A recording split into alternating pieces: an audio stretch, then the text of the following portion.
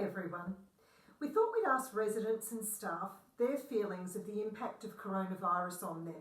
And we thought we'd share it with you. This period is a very difficult time for us all.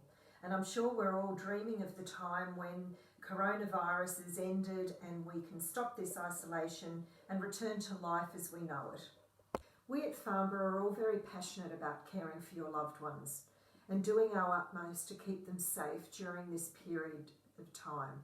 I hope you all enjoy the video as much as we enjoyed making it. What does coronavirus mean to you?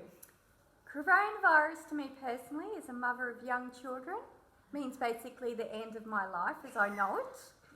And I don't mean that in a negative tone, but for me it's just my routine, my way of life that I've done for years is now finished, and it's a matter of finding new ways to survive.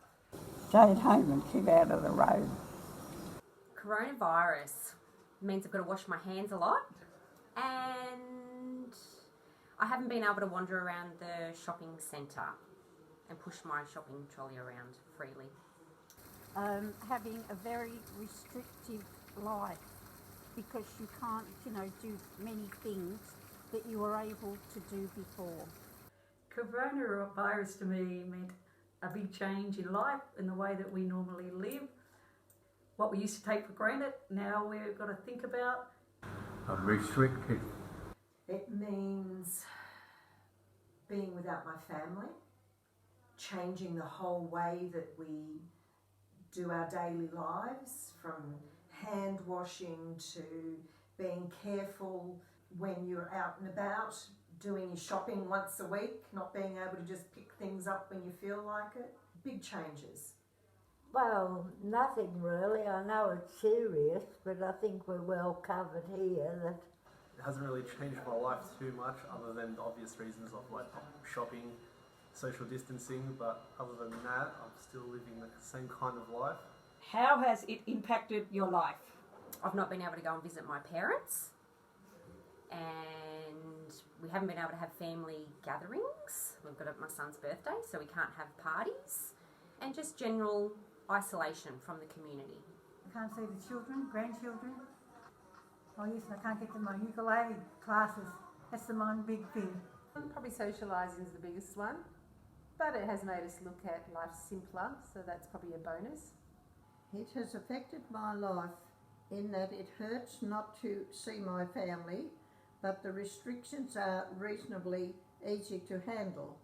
I am enjoying my painting, which I have not touched in about 40 years, and my puzzles keep me busy.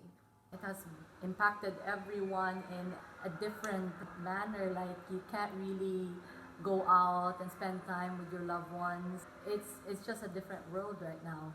well, it hasn't really. Everything's been as normal, as usual, rather. It's impacted me a lot in the way that I can't see my family, especially my mother and my sister. It's probably shown us we've got to have a lot of patience, as we have 5 adults and 3 dogs living in one very small house. It shows at times we do get on each other's nerves, which we hadn't noticed so much before, just having to live together in such a small environment. Oh, well, you just got to accept it. Well, it's meant that there's been a lot of FaceTiming. Majority of my family's in Sydney, so there's a heck of a lot of FaceTiming. We've had a lot of family birthdays over the last few months that we've all missed coming together for, so that's been difficult, but we've made it work via FaceTime. A lot of change. How do you see the future? How do I see the future? I honestly don't know, and I'm trying not to think too much about it. I don't look too far ahead. I'm saying it's going to be bright because we're going to beat this thing. Yeah, challenging now, but it'll be better in the future. Very bright. I really hope we're going to come out of this stronger than ever. I'm a firm believer that we're going down the right path. So I think in a few months' time, hopefully, we can be back into our normal life again, going back to the shops, able to buy toilet paper. Very good. Better. Much better. I think it will come to an end eventually, but just how long that will be, I really don't know. I'm hoping the future will be better than it was. I hope that this has taught us all to care a little bit more about other people and think about what we're doing and not take life for granted like we have in the past. I just have to wait and see how everything goes. I'm very hopeful. Hopefully we'll get some answers and maybe people or the experts can develop vaccines that will help fight this virus.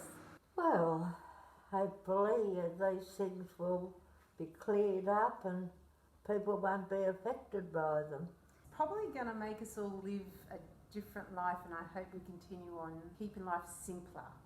Well, it seems to be healing better, doesn't it? Slowly but surely.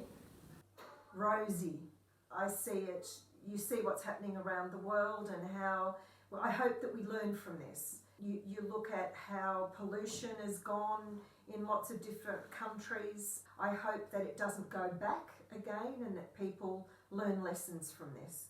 What is the first thing you'll do once isolation is over?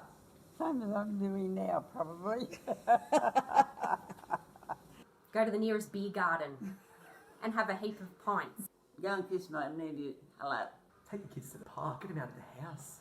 Go shopping. I will send my kids to school. I will send my husband to work. I will clean the house, and then I'm going to watch some trashy shows. I give my kids a big hug, go for a bit of a walk, and go and have a ukulele lesson. First thing I do is going to go see my mum and give her a big hug, and then go see my sister and do the same thing. Go out with my children. My children take me off out like they used to of a weekend. Go out for dinner. I go and hug everything. Go out for coffee with some sort of friend. Just see my family. Go see my mum and dad. To cheer up, get my family all together and enjoy. Spend more time with family. Nothing really. Socialise. Dance. Be merry with my friends and family. Give the kids a kiss on the cheek, not away through the glass doors and like it. Go and hug my friends and my family.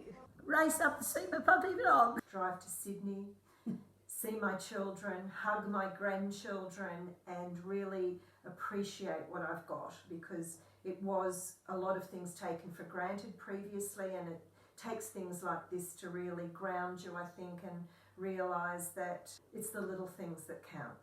Well, when the first thing happens, I don't think my family will want to come near me because they're going to be afraid. I will kiss and cuddle and squeeze till the cows come home. Then I'll do it all over and over and over again.